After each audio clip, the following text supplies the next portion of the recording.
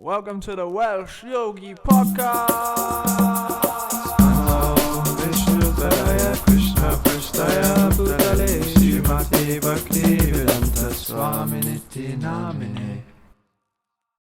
Okay, everyone, welcome back to Series 2, basically, of the Welsh Yogi Podcast, where today you're gonna walk me through the Metaverse, right? Yeah. So Explain what the Metaverse is.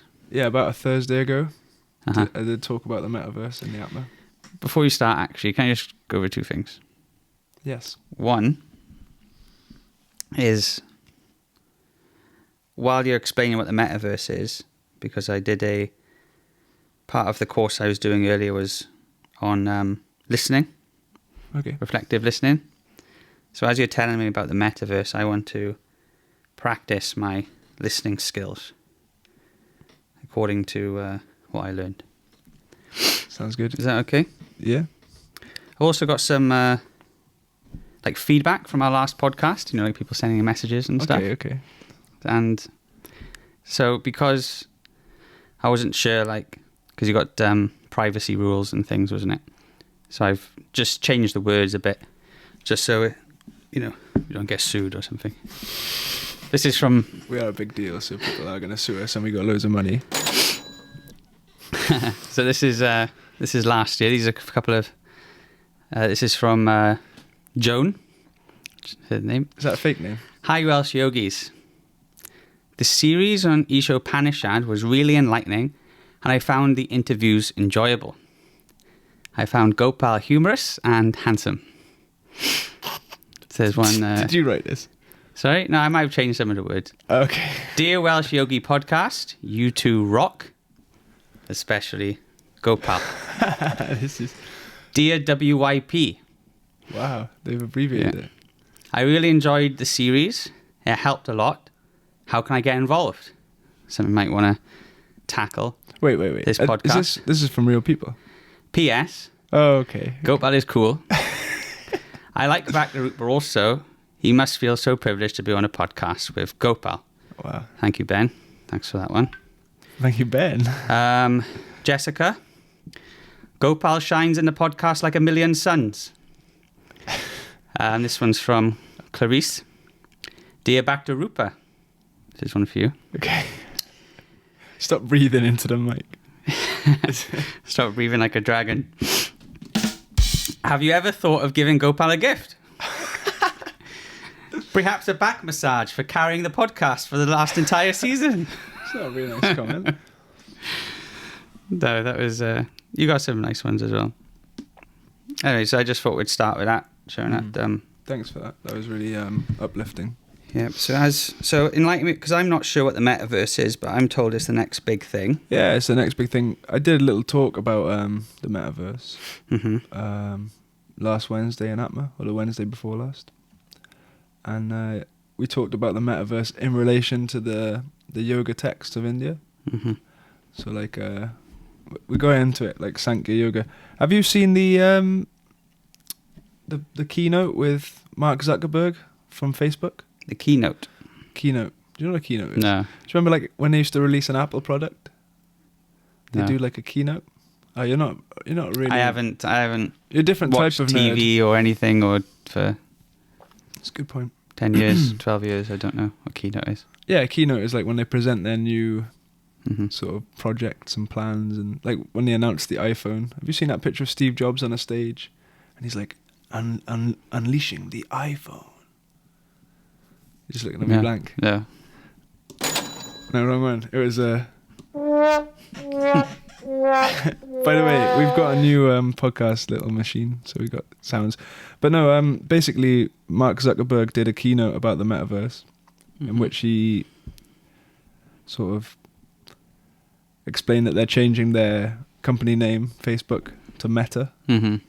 Um, I'm just trying my reflective listening. So you're saying Mark Zuckerberg gave a keynote address where they're changing the name of Facebook to the Metaverse. just to Meta. To Meta. So if you go on Instagram or Facebook now, it says powered by Meta. Right. Mm-hmm. And then he went deeper in this keynote, which you can find online. To he was looking at the camera and saying, things have changed recently. People are working from home nowadays.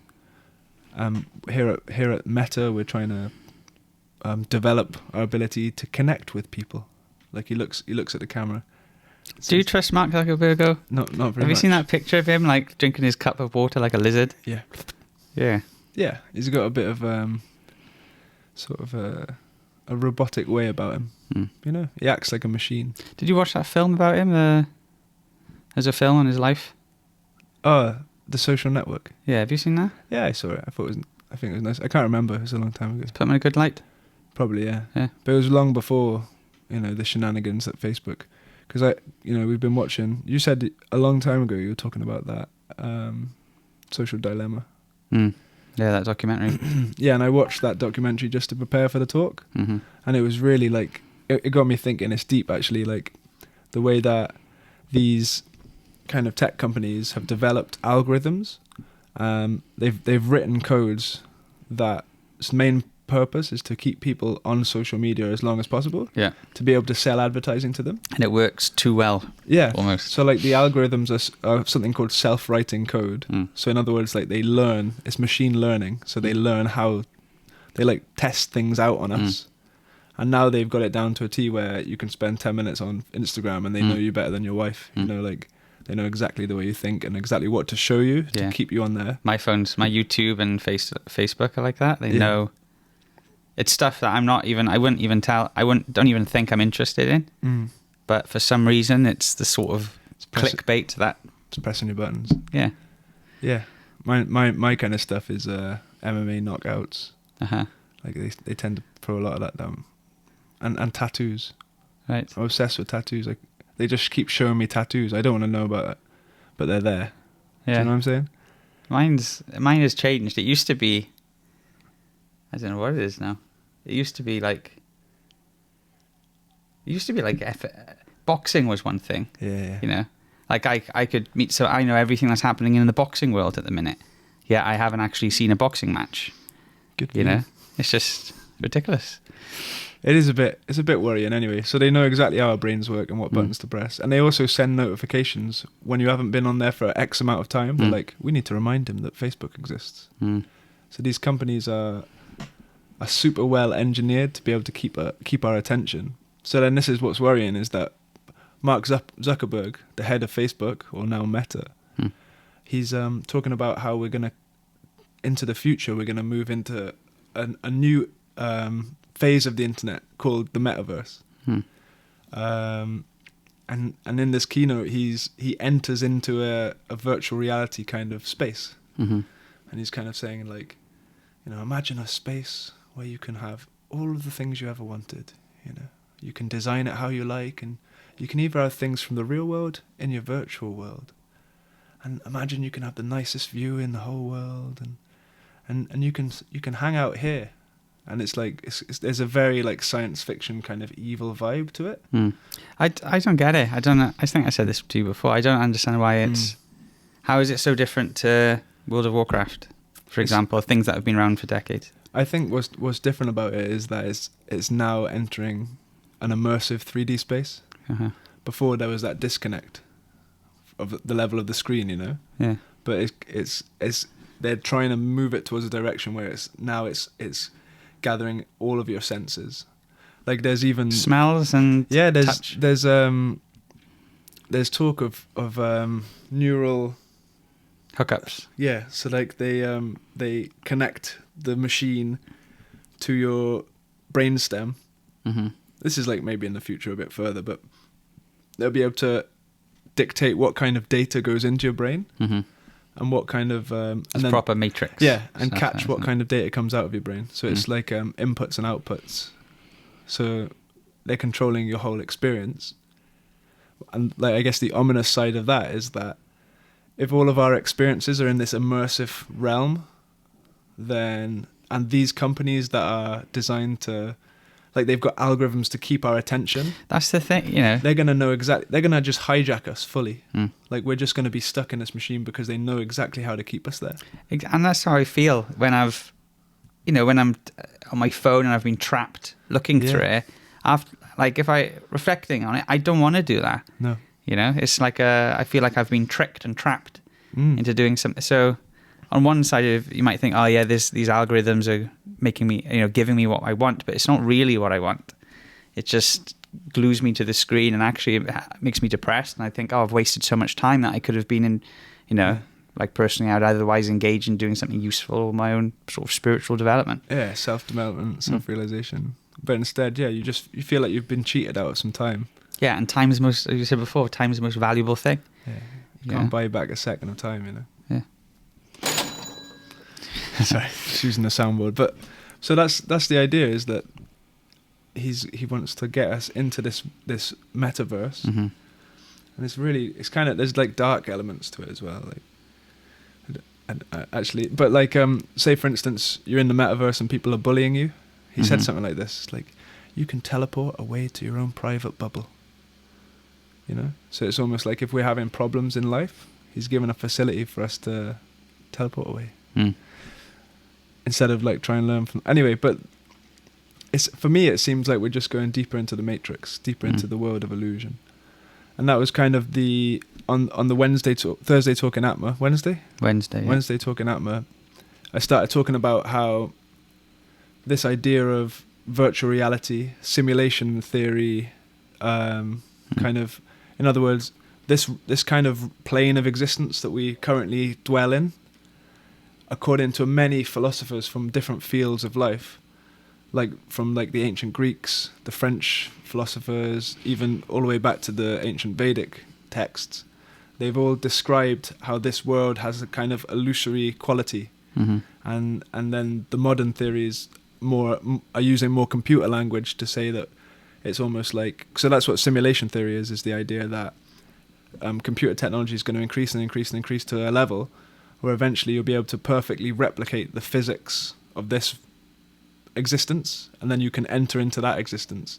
And then the theory is, okay, how do we know that we're not currently living already in a simulation for like a higher realm of being, And their idea is that it's like a fractal thing. So like within the simulation, they get to a certain point where they can now create a simulation, and then you have simulations within the simulations, So it's kind of like a bit of a speculative theory. But that book that we talked about in the last season, Maya, the World as Virtual Reality. So this is Richard L. Thompson. That one you explained really nicely in that episode. It's cool to be a fool. That was the episode. It was embarrassing, but no, I've been thinking about it since, and I think I've become a lot smarter since then. So the pride comes before the fall. But the idea, he presents something called brain in a vat theory. So the idea is that you have a brain, and you take it out of the human, and you keep it in some kind of liquid where it can preserve itself. Yeah, like a little glass jar. Yeah, was it Futurama? Yeah. Where they got heads in a jar. Yeah. And then you connect that brain up to different wires, and like what we said earlier, the neural hijacking, like you connect that brain to a computer and simulate its experience. How would that person who's experiencing have any idea that he's not in the real world? And the kind of answer is there is no way to understand that, And this is then there's René Descartes, who is he's a French philosopher. Do you know do you know anything about him? Our friend Bampsy. Oh yeah, he knows a lot about. Really? Like the actor is saying that he's talking the actual French and. Oh, it's a French language, like. Yeah.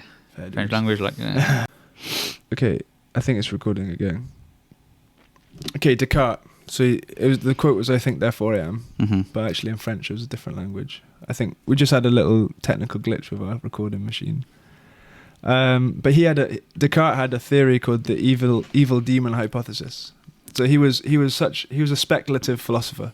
So in other words, he was trying to understand reality by observing himself and coming up with theories and using his mental power to try and get to the bottom of reality.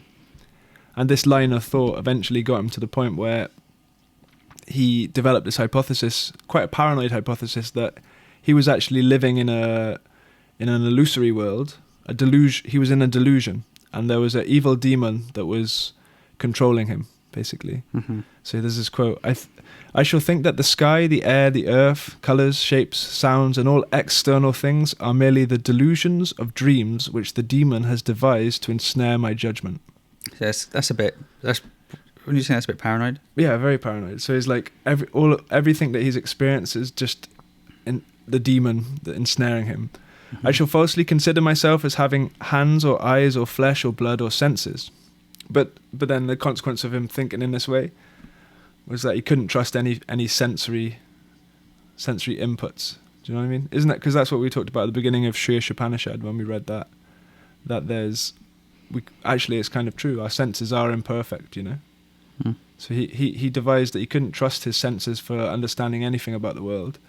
But his saving thing, the thing that pleased him was that at least he knew he existed. So like that was the core of his philosophy, was that he existed. Like that's all he could deduce by mental speculation. Mm-hmm. Was okay, at least I know I exist. Like, that's something I can be sure of. So yeah, so it's almost like that observer. Like he peeled it back to the level where he was like, okay, I'm observing reality. I can't trust reality in any way because he's I guess on that paranoid line of things. But at least I know that I'm experiencing reality. So it's that. It is still kind of an elevated place to get to. Because there's a lot of people. It's not super elevated, but yeah, I think that separation between the observer and the observed. Like I am different from what I am aware of, sort of thing. If that makes sense. Yeah. But that's where you have to make some sort of logical, sort of. You have to. So like if I'm driving down the motorway and it's pouring down with rain, and I've got my wipers on and I see the other cars on the motorway. It's possible it's all just an illusion, but it's likely that, well, if there's other cars, then inside those cars, even though I can't see them, there's people driving those cars around. Yeah. So, it's... But how do you know they're not NPCs? Yeah, which in video game talk is non-player characters. Yeah, or like the Truman Show, where he's the only... everyone else is just an acting. Well, that's why you have to... That's where it takes some... What's the word? Empathy. What's the most likely sort of scenario? I seem to, I interact with this body in a certain way, and I have these emotions, and then there's these other people around that also seem to be experiencing the same reality I am. Yeah. There's more grounds to believe that the other people are conscious and alive than not. But I think that's the thing is when you are just working off, like solo, just working with your mind, you can easily think yourself into corners, like thinking, because definitely like in the past for me, I used to be very much like trying to figure out reality, and I'd use things like psychedelics and different like chemicals to alter my states of consciousness, so that then I could like perceive reality and use that as like a way of understanding my own consciousness in a certain way. But what I found was that like by taking different substances, my experiences were hard to track. They're all over the place. I didn't know what was happening to me. I was having all kinds of wacky experiences, like in terms of the sense data that was getting to my perception. You could say it like that. So then it just caused me to enter into a deeper state of like bewilderment. Like, wait, what is reality? Like, what? Huh? Like you just get into this place where you're just like, wait, is anything real? Like I can't figure anything out. And you just get into this, and it goes more and more down that Descartes line of just like losing your nut. Like, is there a demon? Am I in a machine that's run by a demon? That's exactly why in the Vedic system you would have a spiritual teacher, someone to help you understand, and you also have your own experience, which is meant to verify what the guru, what the spiritual teacher, and what the spiritual texts are telling us. And then it's a check and balance system, like Krishna explains in the Bhagavad Gita, the second chapter, that the wise have seen that there's the real and the unreal. The real is in the conscious living entity, or that spiritual spark, and the unreal is in the temporary matter. The Krishna defines, even just in one sense, he does define what we see in the outside world, like the different elements, as unreal because they're temporary. They're still real, but they're not eternal like the spirit soul. So as spirit souls, we need to try and interact with the spiritual energy more than the material energy. And if we're trying to use the material energy in order to, understand, have more clarity about what's going on in the world, actually you're just fueling the problem. You're using material substances to understand something spiritual, and it doesn't work. Yeah. makes sense. It's still trapped within the. Because you could say material, or like if you want to keep it on this kind of like metaverse theme, like it's almost like the code, like the ones and zeros that make up the matrix is like the material world, and then Morpheus comes in and he gives, I don't know, you've seen Matrix, right? You've seen the new Matrix as well, haven't you? Yeah, I've seen the newest one. Is it good? Yeah, I mean, I thought it was amazing. Really? I've heard bad reviews, but Don't listen to the bad reviews. Really? It was absolutely brilliant. really, but that scene, go on. Because there's this, because it's quite interesting because it goes over. In the film itself knows it's a sequel. Oh yeah. You know, so you have Neo, Keanu Reeves. He works in a computer game company that's created the Matrix computer game and it has all the characters in it and stuff. In the Matrix? In the film, yeah, in the Matrix. No, inside the Matrix. He's in the Matrix again, yeah. And he's selling. Okay. Yeah, but anyway, and as soon as he starts to think, like, oh, wait a minute, is this, I'm going mad again. I'm starting to think that, am I Neo again? And things like that, And he has this psychiatrist that's saying, oh, are you having those episodes again? Really? And then, anyway, it's revealed that the psychiatrist was actually part of the Matrix that was designed in order to keep him there, Why did he go back in? I don't know, Anyway, it might this be is in a like film. massive spoiler alerts. But, Yeah. but back to the first Matrix where it all started. Like the idea of Morpheus, that red pill, blue pill scene where Morpheus basically gives Neo a decision. You want to stay in this illusory world? You want to stay in this matrix? Or do you want the truth? Mm. And that's something that I know one of our teachers, Ravinder Sroop, he said, no matter how unpalatable it is, most people prefer the truth to illusion. Mm. So sometimes you might be quite happy in the illusion, but wouldn't you like to know the truth? So even if, hypothetically this metaverse gave you such a pleasurable place to live, but I wouldn't be able to shake the feeling that, but this isn't real, and that's why even without the metaverse, you might be walking around and thinking, is this real? Does my heart hanker for something more or But there is the side of it where your kind of point of consciousness does get absorbed into like a type of trance when, like for instance, I told a story on Thursday about when I was a kid. I used to play RuneScape, which is like a sick game, man. No, it's a game where you like slay dragons and you get new bits of armor, you level up. I hated games like that because you have to play them online with other people. I loved it, man. Well, you'd be in the metaverse teleporting to your own bubble. I would, yeah. You wouldn't hang out with people. I tried to play things like World of Warcraft or when like the Xbox. Yeah, Call of Duty and all that. Yeah, when it used to be Xbox Live. Yeah. I don't know what it's like these days. Neither do I. But I just didn't, because everyone was just so much better at the game than me, and I'd just be like killed, and then especially in World of Warcraft, you come back as like a little ghost. Yeah, I didn't like that game. And sometimes I was stuck in this one place, and I was this ghost, and I would just keep dying, and every time I died, I would literally have to spend about an hour and a half, 2 hours walking back to my corpse. And I thought, why am I doing this? This is worse than real death. I'm stuck in this sort of artificial purgatory. So I just turned the computer off and went outside. I feel you. No, it's true. But that's why you played the wrong game. Like RuneScape, you could like dress up, nice outfits, change your hair, like create the way you look. Yeah, but it's not you, is it? I mean, and one could argue this isn't. But this is what I'm saying. Sorry. Is like sorry. So like I remember I was about 10 years old. I was in my mother's bedroom, but not bedroom, living room. We were watching TV and I was just on the laptop. And I had all my gear that I remember I used to pick this type of grass and turn it into string and then sell the string.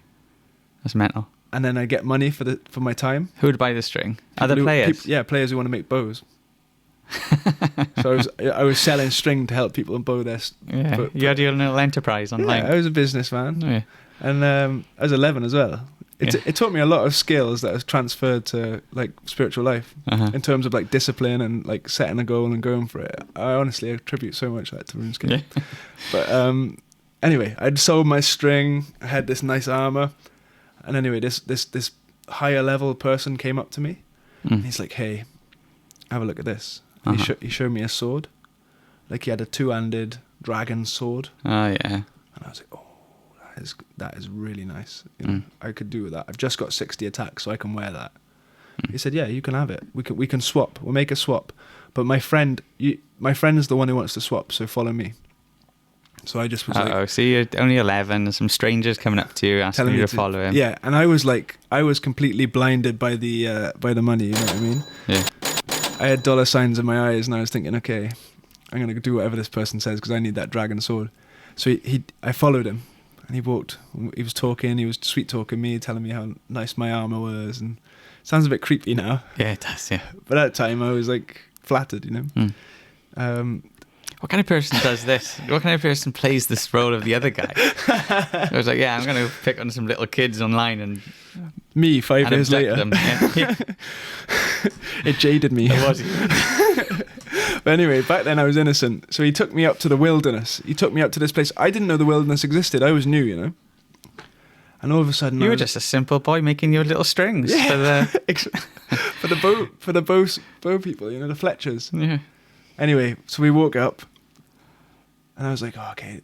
He said, my friend's here, if you just wait a second. And I just saw out of nowhere... Looking bad. Yeah, this big guy, guy with like crazy robes on and a big staff. He just came out of nowhere, and he cast a spell that turned me into a block of ice. So I was like, whoa, what? Wait, how's he attacking me? I didn't know I could be attacked, and I was frozen, so I couldn't move for 15 seconds. And then he just stabbed me to death with a dagger. Really? Yeah, and I died and lost all my items. And as soon as I died, I just burst out crying. Like it felt like I had died. Welcome to the world. Yeah. But this is what I'm saying is like I had toiled in that video game to get those strings, to get my pieces of armor, and I was identifying fully with that armor. Like almost like my sense of being had expanded into that little avatar on the screen, you know? Like that was me. Oh yeah, I've got my armor. But when he killed me, it also felt like I died. Like a part of me died. Like I've lost that time. Yeah, I've lost that effort. So like I started crying. My mother was like, oh no, what's happened? She tried to write an email to the company saying it's not fair that he got taken to this. Did they reply? They don't care. Like it's part of the game. Yeah. You know what I mean? So anyway, but the point is like what's the lesson here? Yeah, I was identifying as that temporary sort of character, pixelated character on screen with his temporary items, and then I died and lost them all. And similarly in this sphere of existence, we've got these bodies which have a shelf life, but we as souls are identifying as this body. Like this body is our avatar, and we put a nice scarf on it, a nice jumper. You got a nice necklace, but there, whatever it is. Do you know what I mean? And but that's the idea. Is like we fully identify with what things we have and this situation, but then this is a temporary situation too, and this will go away too. You know. So the idea is that we identify with us around, like we just naturally, it's how we do it. Do you know what I mean? It's how that makes sense. Yeah. Yeah, I think we hanker for something real. Right? And I guess that's the question then. So I guess that's what you say, you know, if there's a metaverse, and if there's, you know, if we can, you know, we obviously have the propensity for our mind to enter into something else and expand into that. it. Yeah, so, you know, it's a perfectly, I guess that's where we're coming from, right? That's a perfectly valid question to bring up is, okay, am I experiencing the total of reality now? Yeah. You know, when I wake up in the morning, am I this body? You know, is this real? You know, and if not, then what is real? And is there any higher purpose than life? You know, is it just what you see? What you see is what you get. And I think where the yoga texts come in is that, you know, you are much more than just what you see. You know, you are more than just a bunch of blood and bones and muscle, just, you know, running around this place. But actually, you're eternal, saturated under spirit soul that has a higher goal in mind. Yeah, right? You're meant for something higher. Yeah, that idea that we're not the temporary body is a very liberating and kind of like powerful thought, because like speaking for myself, before I came to like the Bhagavad Gita or any of this kind of yoga philosophy or whatever, I was really like, I felt like my time was just like my life was just like slipping, like it was just going, like time was just like, wait, I'm supposed to enjoy, like oh my gosh, like I'm supposed to make this body, I'm supposed to like be doing something right now, but like, yeah, I think that's the advantage of, like when I had to spend hours walking to my corpse on this game, that made me think, no, I'm going to go outside, yeah.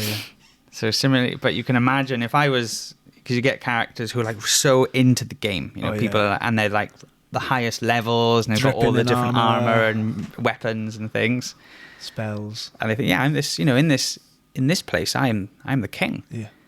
So then I'm going to carry on playing this game because this is, I got a status here, I got a life here. Yeah, so I think that's why sometimes, experiencing some suffering and unhappiness in this world can be beneficial for spiritual life, because it make you question, whoa, wait a minute now, I don't want to suffer.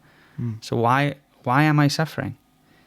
Yeah. And then that can be the questions that lead to, why am I here? The unexamined life is not worth living. That's I got it on there. So that's the like benefit of having this kind of, this type of avatar, because that's another thing the yoga texts talk about, like is that there's the living entity powers the body and experiences through the body. So we have a certain set of senses based on our physical body. So the way that my vision works is based on the eyes that I have. So there's like a mantis shrimp or something like that in the bottom of the ocean, and it sees 16 colors on the color spectrum. So its whole like vision is like this psychedelic picture, because it has that certain type of sense that allows it to see in that way. And same like dogs have certain sense. Well, no, they work that out. They can see that many colors. Maybe they make it up. I don't know how. Anyway, go on. Yeah, I was going to ask actually. I don't know. Maybe do a survey. Man, how many colors can you see? I was going to ask, because go back to the metaverse then. What's I'm still trying to. So what's the future in this metaverse? What's going to happen with the Meta company? Oh, what are they Mark doing? Zuckerberg. So a lot of tech companies are in this space now. They're developing. I remember like a year or two ago, you could buy some land. Yeah. I just thought it was a con. Yeah, you can buy land. Snoop Dogg's selling land near his place, and but that's what I mean. No one knows what it's like. The Wild West at this point, Everyone's scrambling for some kind of position, but the technology is getting there. Like this I can't remember. It's like Internet 3 or Internet 4. Like it's a new level of the internet where it's now 3-dimensional. Like because you can see the progression of the internet. At first, it was just like send a message, and then it was like a text, a website on the screen, and then it was like you can now have photos, and then it was videos, and then so it's getting more and more deep. But who knows where the metaverse is going. But in one sense, it already exists. Like video games like Fortnite. There's music artists having concerts on Fortnite. Yeah, exactly. That's what I was thinking. I don't know if I guess what makes this metaverse so different to what's happening now already, but I think it is what's happening now. But the reason it's become like a topic is because the way Mark Zuckerberg has presented this kind of his vision for the metaverse, and it's a very vivid. If you watch the video, the keynote, it's very like. It's got like definitely got like dark science fiction vibes to it, but he's being totally serious. Like he's very much like, this will make the world a better place. But if anyone who watches it gets like a shiver down their spine, like I'm not so sure if this will make the world a better place. And for me, it was what I found quite interesting. It's like it's almost like he's trying to be God. He's like trying to create his own universe. Like I'm going to solve your problems. It's like a... Yeah, imagine how much power Mark Zuckerberg will have in this universe, the fake universe. Yeah, and you can see that he's got that. He's like exercising that, and in that sense, it's quite a dark desire, isn't it, to try and be God. It's going in the wrong direction. Yeah, it's going deeper into the illusion, deeper into the matrix. Years ago, is it WALL-E? Have you ever seen WALL-E? Yeah, I put the clip in on Wednesday when they're all like plugged into like they're all fat and all the human beings are just sitting. Yeah, they're all sitting on like a little computer screen on a little seat, and there's a computer screen in front of them, and they're talking to each other through a computer screen. Yet their little pods are floating next to each other. Yeah, so that's where it seems to be going at best. If not, it's Matrix. Facebook are harvesting your thoughts. Yeah. So They're harvesting our thought. If you don't have to pay for the product, then you are the product. So all this social media and things, it all comes free, but it doesn't come free. Yeah. You know, you're actually giving your time and you're giving your attention. You know, and where attention goes, energy flows. Banging. But that's, if you think about it as well, though. No, I was just thinking there are some benefits to the Metaverse. Yeah, like like the environment. People won't go anywhere. They'll just be in their little smelly bedroom. Yeah, I mean, but like the planet will probably regain some, unless there's some other like, I don't know, maybe they have to harvest something to fuel people. I don't know how it works. yeah. Plus, I also thought for like spiritual thing, like we could have this podcast in the metaverse and have loads of people here, and we'd be in like a virtual space doing a podcast and talking to people, and have some meta food if you can have food in the metaverse. Or, you know what I mean? That's the thing, that when you can get actual sense. Yeah. Yeah. When Can I you buy get a some- sandwich, please? And you can taste a sandwich even electronically. But I don't know.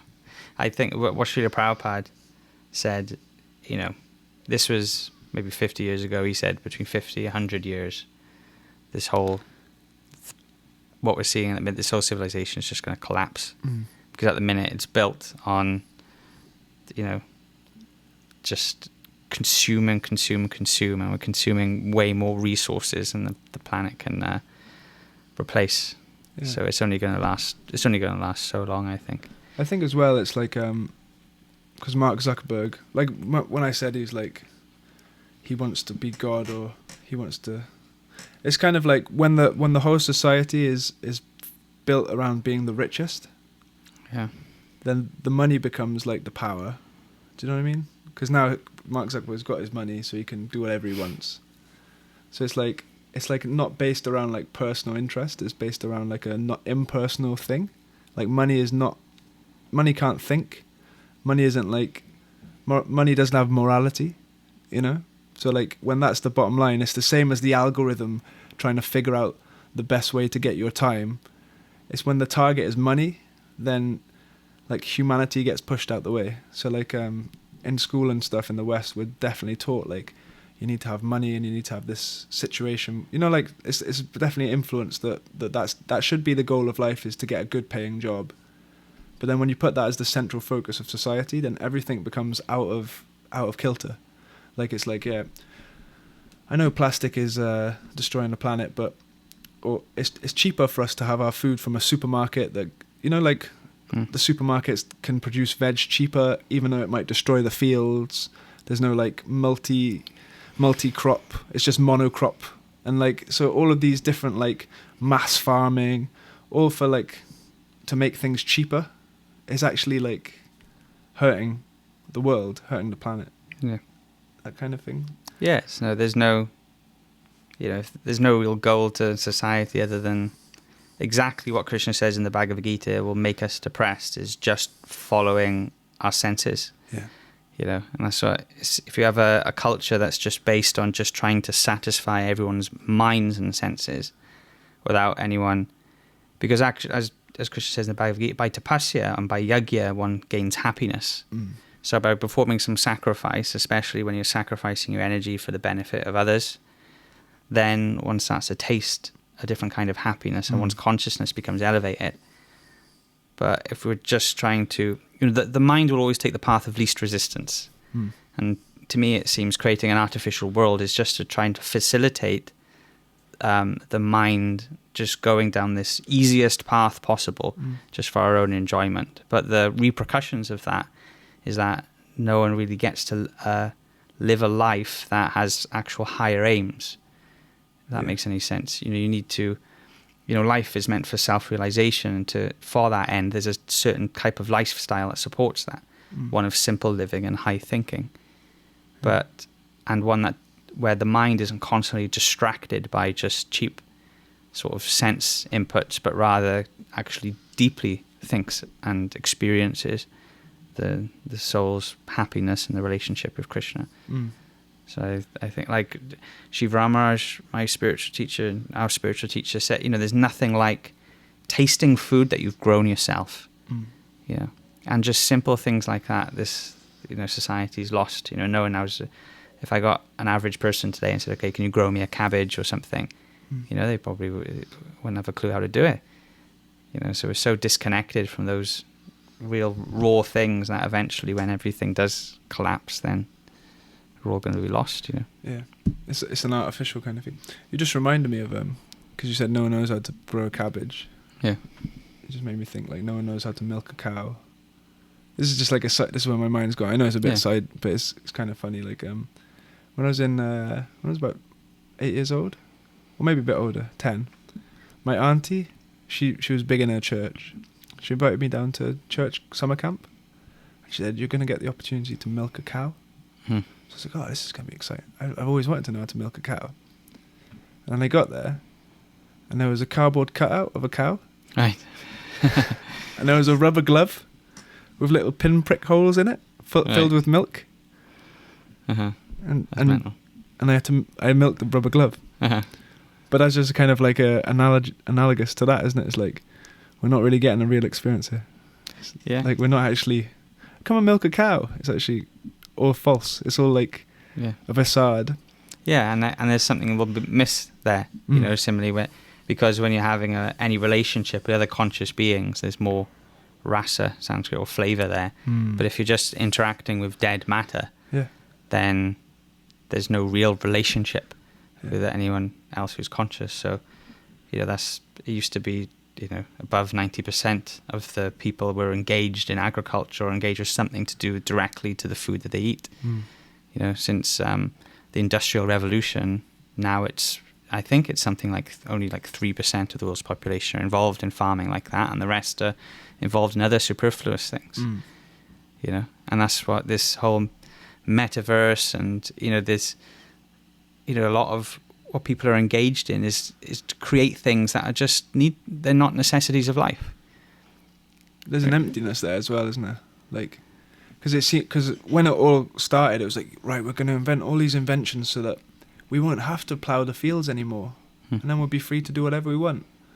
But like the actual happiness is in that simple action, you know, like in that connection to the earth and everything around us, and living in sync with the universe.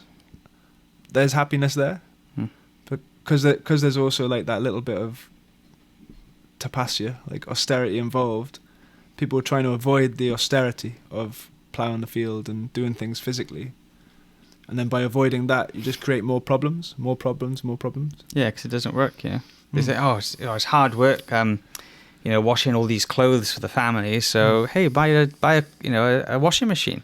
Yeah. So I buy a washing machine, but then because I'm not engaged in that's hard labor anymore, then I bought a washing machine, but I've also got to buy a membership to the gym, and then go to the gym every so often because I need to get this exercise. Or hey, we'll invent a car so you can drive to the gym. Yeah, or you can go to places really quick. I was like, that's a brilliant idea. But then, instead of working a place that used to be like a 20-minute walk for your house, you end up working a place that's an hour from where you live, and you get stuck in traffic, and you would spend much longer getting there. You spend lots of money in fuel and taxes and cars and car repair. So if you try and, Prahlad Maharaj says the same thing in the Bhagavatam, when you try and solve a material problem with a material solution, you just get more problems. It just stacks on itself. Yeah. It just multiplies. Yes, and it's obviously true as well, isn't it? Like, yeah. I was going to say something, but I went blank. I love it when that happens. Anyway, thanks for enlightening me about the metaverse. We'll see what happens. That was cool, though. I like this new equipment as well. It seems we've got a whole rig. What's this now. button do? Oh, that's the metaverse sound. Hold it. Oh. It's creepy. Anyway, thanks for listening, everyone. Okay, if anyone has any thoughts about the metaverse, then write in. Get in touch. Hare Krishna. Hare Krishna, and we'll see you all soon. Thank you very much, Bhakti-Rupa, for enlightening me. Thank you, Gopal, for enlightening me. Hare Krishna. Hare Bol.